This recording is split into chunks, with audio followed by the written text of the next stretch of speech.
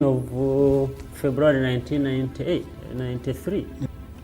I don't know why people would think like that, but the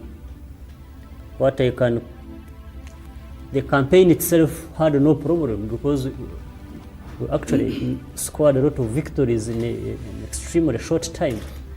But maybe what people can debate on is what happened after. But the offensive campaign itself had no mistakes at all. It was in fact perfect and very successful.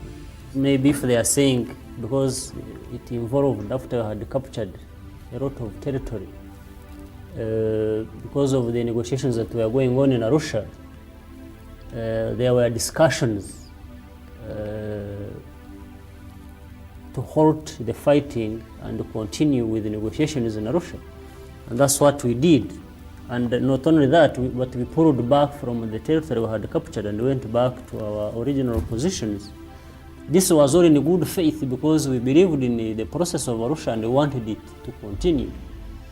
At the same time, that fighting of February 1993 was on the basis of the fact that while we were negotiating in Arusha, the regime at that time continued killing people. If it was a mistake at all, it was made in good faith because we had wanted to stop fighting and show our faith in the continuation of negotiations that were meant to create peace in the country. Maybe I may agree with some people who think it was a mistake because at that time if we had wanted to continue to capture